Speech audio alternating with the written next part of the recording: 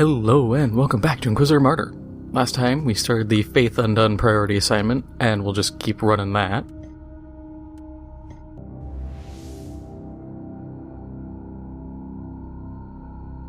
Oh yeah, I think because I made a decision, or the end of a decision resulted in this. I was expecting some decision-making process, but nope, just go stomp some dudes in a hive.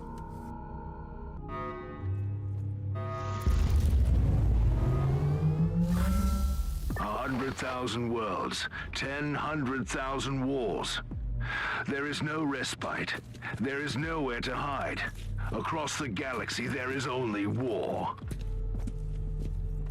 So, one viewer, Kira Hellfire, had brought up, I haven't really talked about my build in, honestly, a long time. So, I figured why not talk about it and kind of go over where my build is right now and where I want it to be. So we'll start with just like my gear. Pause it if you want. I'm still gonna have a decent amount of time on everything so you can see it.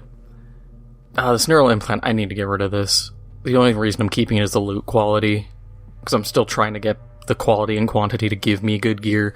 But that enrage token bonus isn't helping me at all. I'm not actually getting enrage tokens. The warp heat generation on the eye implant, it's fine. The main implant, actually that bleeding on physical crit.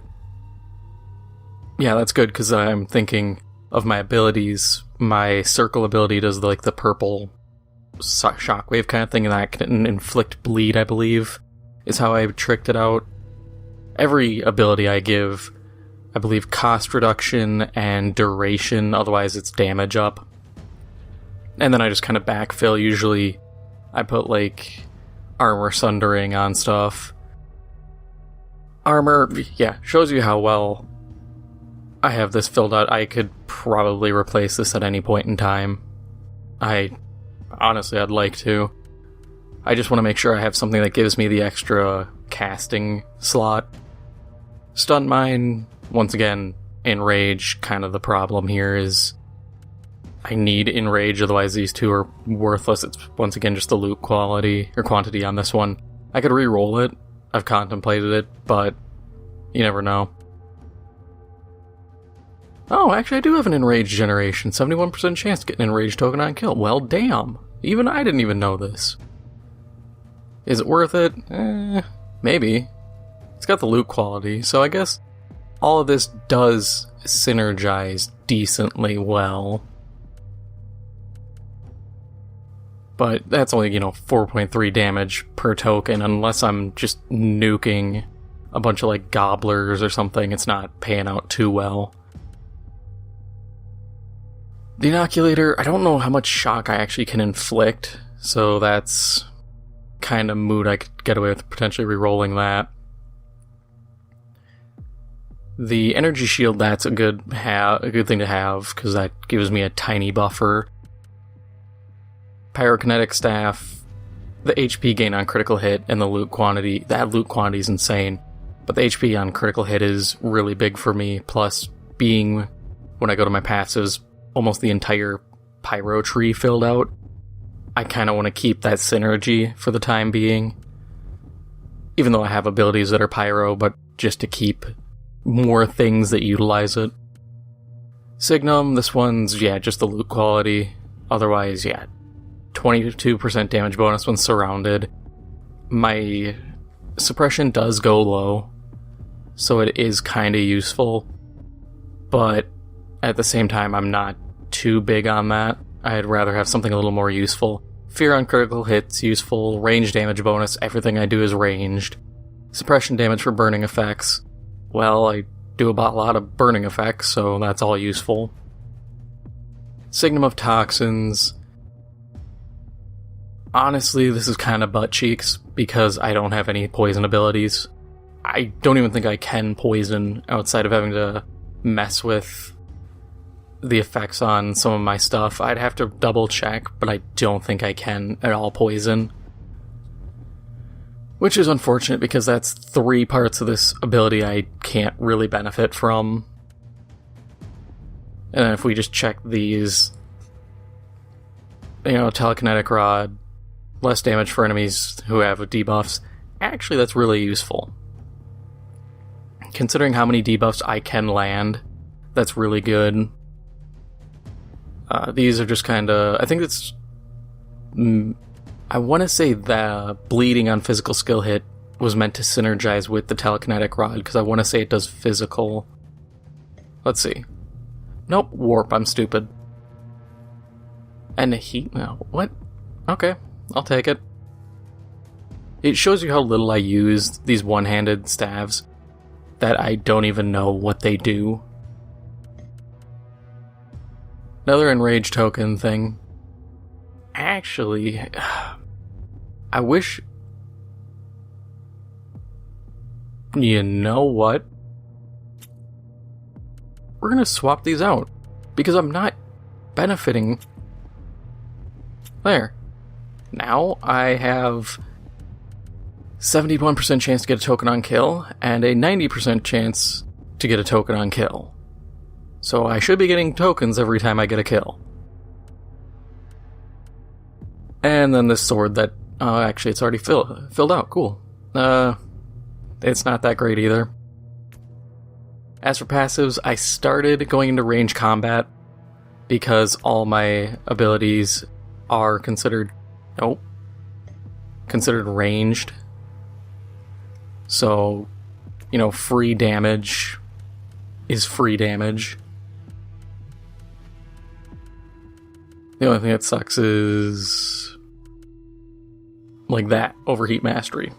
I'm not using any weapons that have overheat, and I don't plan on it, so it's kind of moot for me. Not gonna be comboing pistols and psychic powers, I'd rather just use psychic powers. This, boosting radius for AoEs, and then dipping into damage. Suppression damage is moot for me. Heat, everything but the bonus for every equipped pyromancy, because I'm not going full pyromancy. And then this one because I don't have anything that overheats, so why would I care about an overheat bar? Critical hits, I have almost built out to that. I have the problem of 10% damage bonus for 10 seconds when a critical hit kills. But how often am I getting killed? Like, it's great against wave clear, but against the stuff I need crits against, CSM, Ogryns, big stuff, that's not going to be proccing, and it's kind of a waste at that point, because I don't need bonus damage against garbage. Garbage dies easy. Psychic combat, only thing I haven't taken is the suppression regen, damage boost, all damage, movement speed, and warp resistance, because I don't really see a need for them. Maybe damage boost sometime, but it doesn't stand out at the moment. Psychic debuffs, only thing I haven't touched is knockdown and blindness. Everything else I can find a use for, or I needed to get, like, vulnerability, damage over time. I'll admit, like, slow and stun, especially stun, a lot of these are kind of trash because it requires enemies to have low suppression. And usually, if I'm trying to get a stun off or any debuff like that, I'm doing it as an opener as opposed to something that's supposed to be a finisher, because why do I need to stun a guy who's almost dead? It's not like there's enemies who get tougher and gain, like, more resistance or something the weaker they get. Debuffs. I went through the suppression damage for part of that because of the applying vulnerabilities that I have in, I think, one of my gear pieces. So, damage reduction is always good. The warp heat reduction, realistically, I probably could get rid of. I'd have to respec this tree, but it is something I'm considering. The actual, like, armor piercing stuff I have on some abilities, so I want to keep that running. And then, if I can get to it, Radical Path. I don't care about the reflect warp damage, and I don't care about the all damage is converted to warp damage after a hit being taken. They're kind of pointless to me. Actually, there's one more thing. I want to get resilience up to 25 points for undying, because then I can swap Mind Rift out for, there's another one that's at the, not imperiled, but at like the highest Warp Heat. You get 90% damage and then get the 20% lifesteal. That's where I want to go with the build, because I think at that point I'm able to do a lot with it. Because I don't really have to care about my Warp Heat if I don't have to worry about dealing self-harm. If I can keep slinging psychic abilities and never have to worry about taking damage from my own abilities, I'm cool. I don't care if, a new Nurgling or some Plague Walkers or Plague Bearers spawn. Who cares? I'll just vaporize them too. I will say, it does feel like that's the only viable build, though, for Psykers.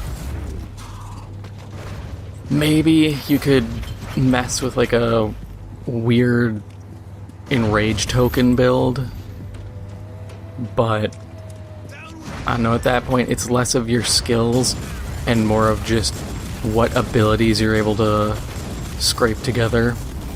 Oh yeah, you can look down at the bottom, the little fist there, and right next to my like Warp Heat and stuff, my Enrage tokens. Building those up nice and quick.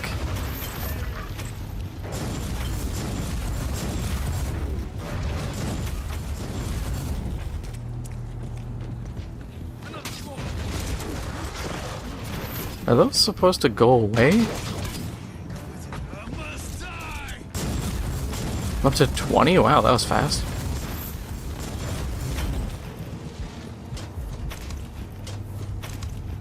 Either way, actually getting that one Signum moved over was a really good move. So I do have to thank Kira for bringing that up, because I wouldn't have actually paid attention to those effects otherwise, and I would have still had the less effective version of Enrage stuff. I'm just amazed I've had this many Enrage abilities all stacking at once. Every other character I've done, I'll get like one piece of gear that's an Enrage related one, and then I'll replace it, and then I'll finally get a new one, and they just take so long to actually come through that I never get a good build with them. And who knows, maybe I could pull off a Enrage max Warp Heat build, just as it's sitting right now. Because in terms of gear, I don't know what I want to do. There is some interesting stuff, but what I want to do isn't going to be for 2 more seasons, because remember, console, we're still on Season 3.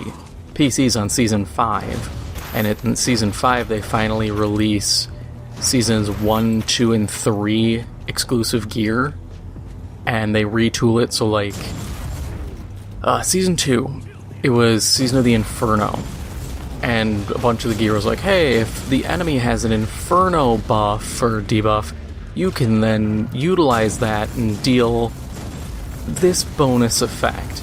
They tweaked it, so now it's just, if the enemy has a burn debuff on them, and honestly, I can apply burn debuffs, that's not difficult at all. So, when we finally get the re-release of those, any Pyromancer build will be able to kind of ball out of control. And we do get the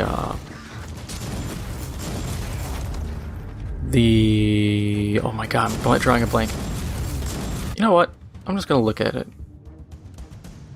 The shards and psalm codes, that's what it is.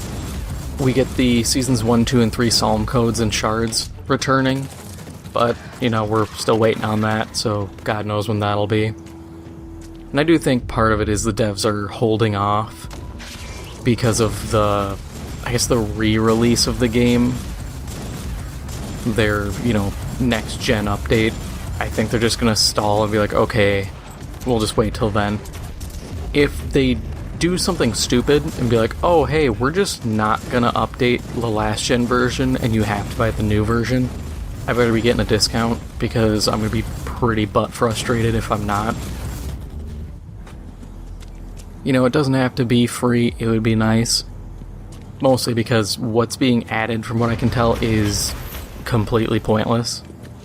It's stuff that's like, oh hey, there's improved physics on enemies. I'm like, I don't care. I don't need to watch an enemy ragdoll or better destruction. That's not at all pertinent to my wants or needs from this game. You know, that's completely irrelevant, and if that's the main focus here, that's a waste of development time. You know, you expand the game. You don't just sit here and take something. I've never heard anyone be like, I wish enemy bodies would flop around more. You know, it's an ARPG. You're meant to just collect loot. I barely process what's going on the screen anyways when I play.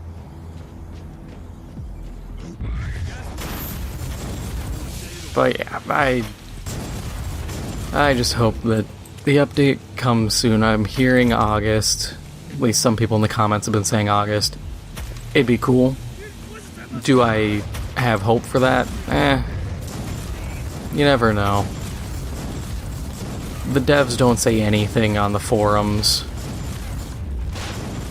I mean, even the actual forum post they made about the Sororitas DLC, people were like, hey, when's the release date?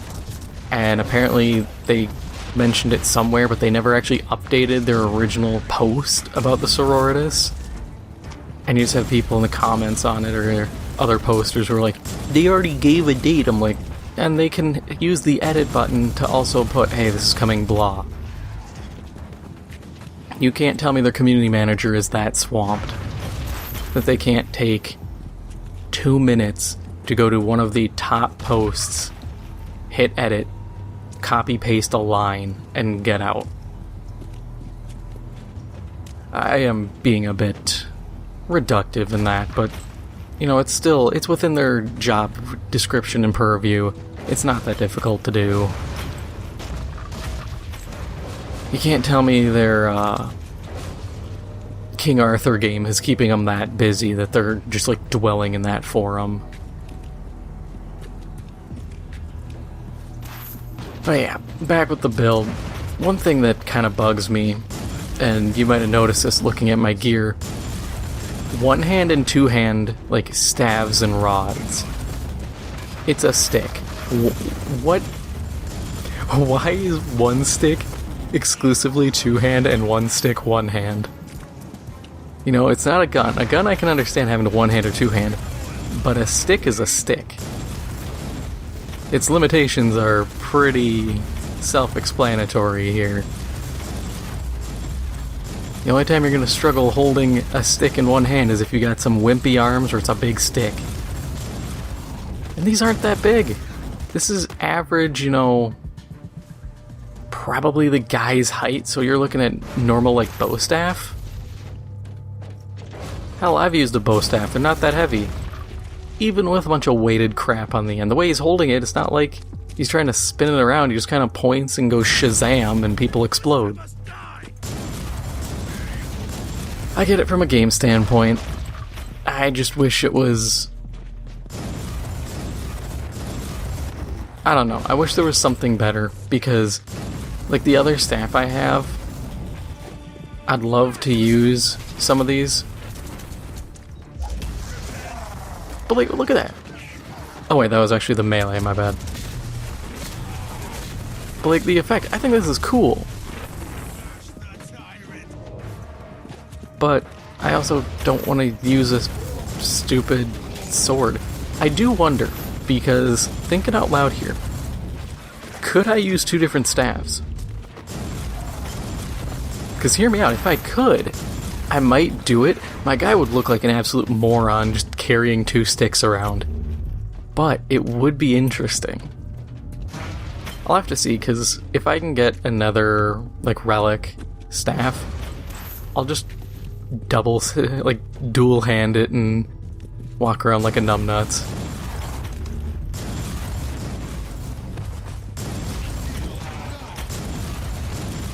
Perseverance favors the bold. Give them more death. And that's something I've been thinking about too, is just like the combat systems for ARPGs like this. And I've just been thinking, is a Soul-style combat system like the next possible iteration? Not for this game specifically, no, the devs are too far into this, they're not going to switch it up that much. But in other games of this vein. Because it makes sense. You know, you can two-hand or one-hand things, you can have different effects.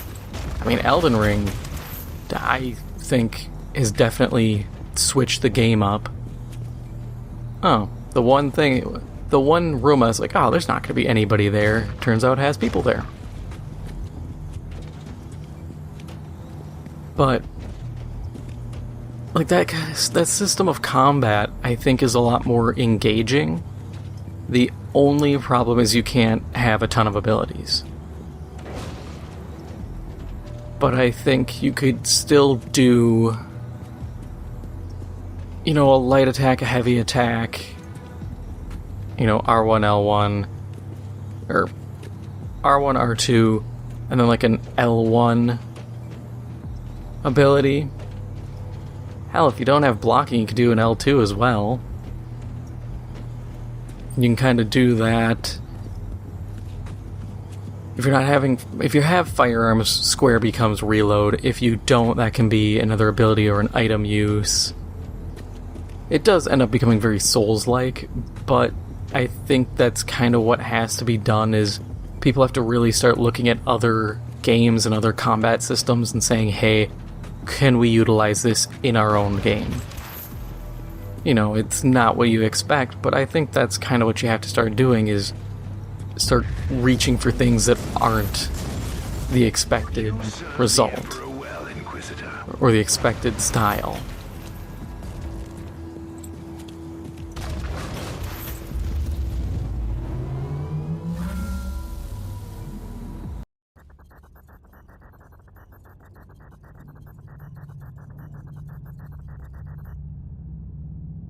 Yay, we got a full-scale rebellion! Let's just mulch up almost everything. Huh. That berserk tokens after enraged state's pointless, though.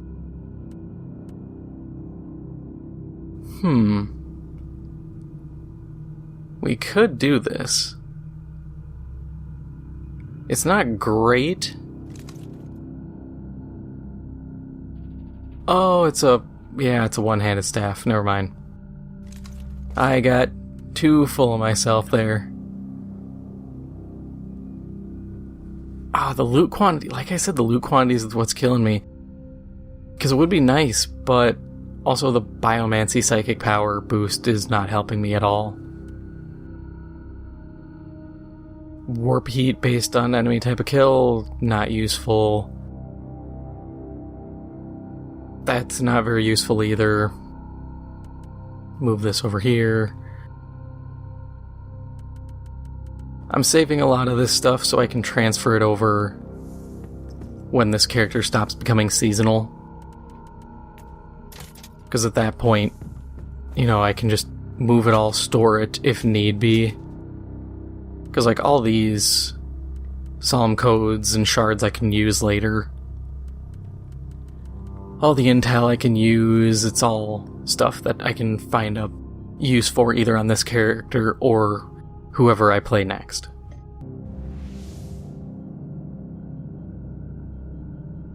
Oh, it's a defense. Yeah, this will be hopefully easy.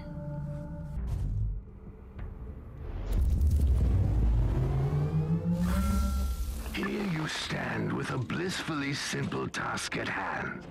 Hold the line, butcher the enemy wave by wave, offer every cut of the blade, every blast of the gun, every scream of death to the God Emperor.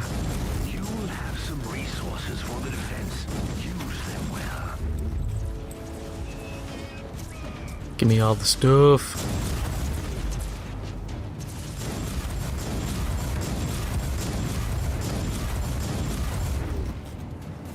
I can't wait for the next big update, because the next season or the season after this one, we finally get Death Shroud Terminators, which I'm really excited for. And then we get the Plague Burst Mortars, which, yeah, it's more Nurgle-y stuff, and as much as I love Nurgle, I would appreciate literally anybody else getting stuff.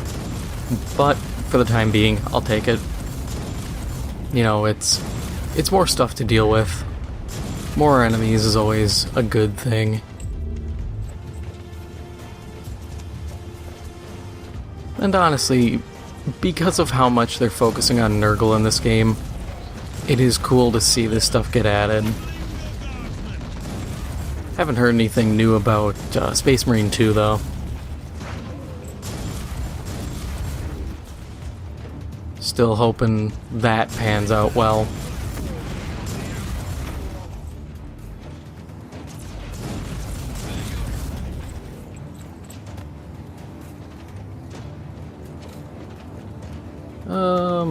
Mines go there.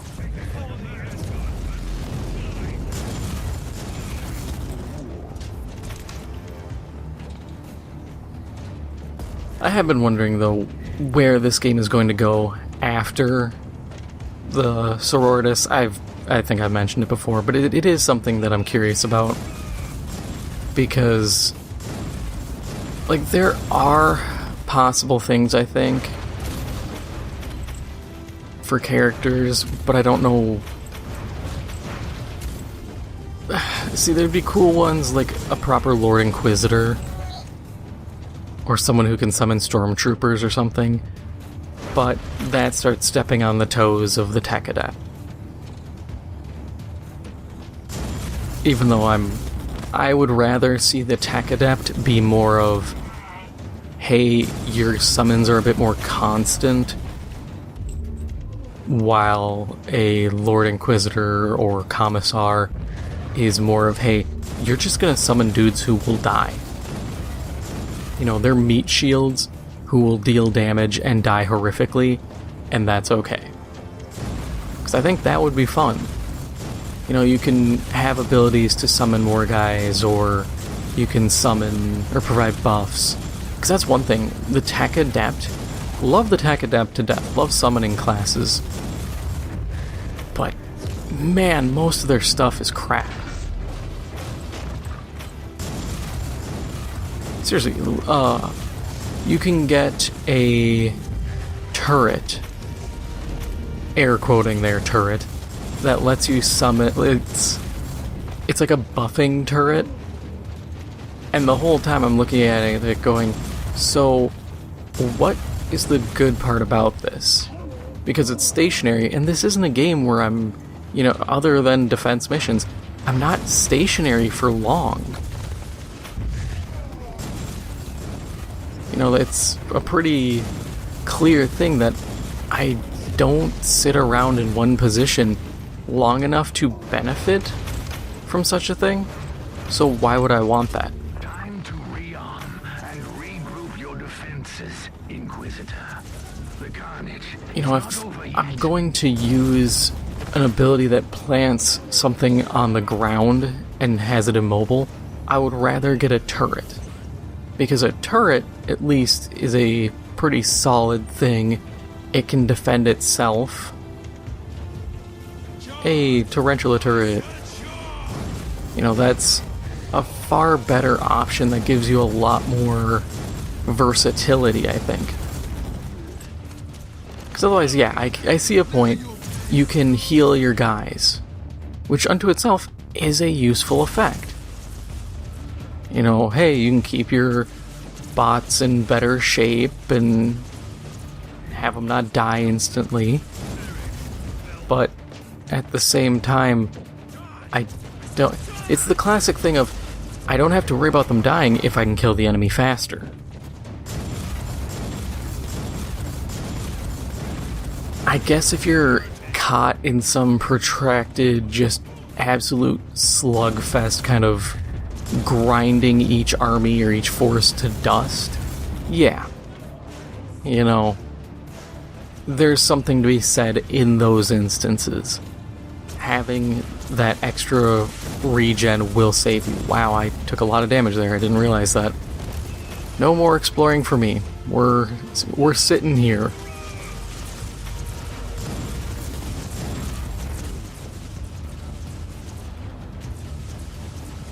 And we'll slap some mines there.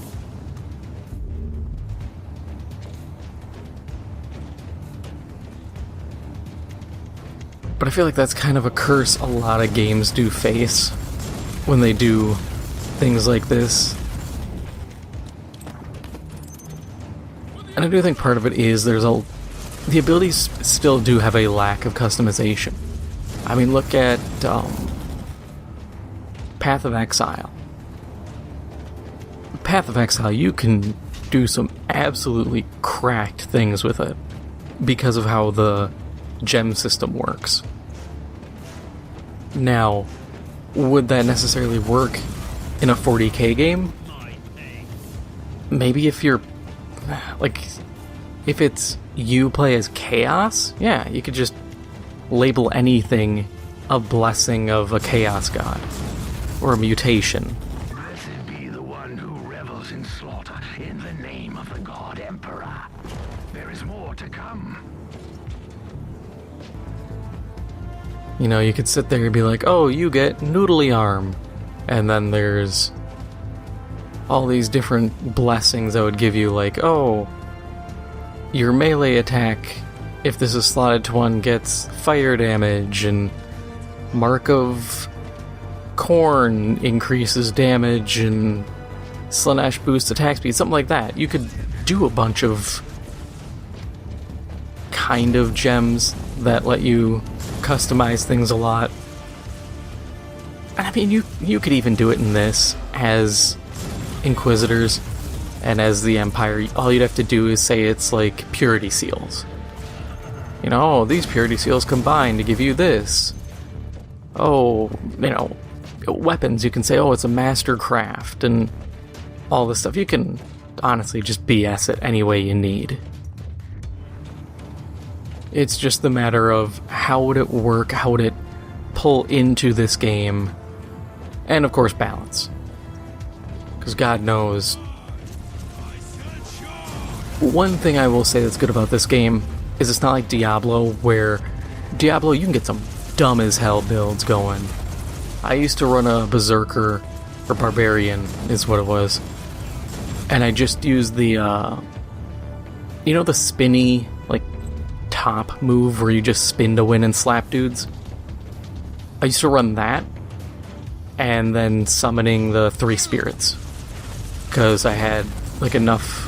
I don't know if it was Bulkathos' gear. I don't think it was Bulkathos, I think it was somebody else. One of the sets was like, oh yeah, those guys are permanent. So I just summon them, instantly spin to win, and just start Beyblading my way through every fight. And it worked. Hell, it was phenomenal. It was also incredibly dumb. Like, the efficiency of it was just absurd. Monk required work for me. I loved playing him, though. That was fun.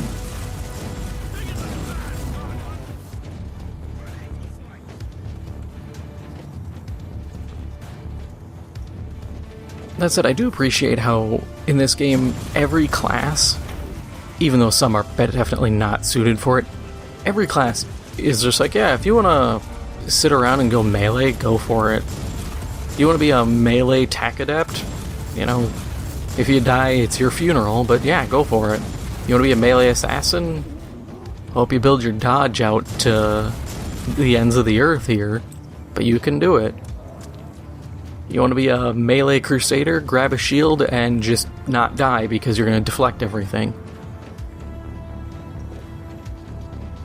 Seriously, melee crusaders are so easy.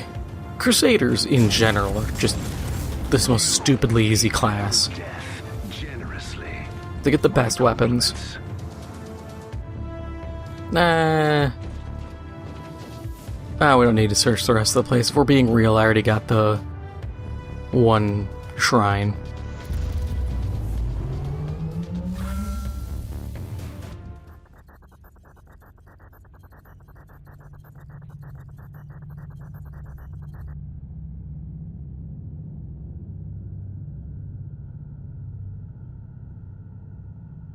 Oh, I guess that's the end.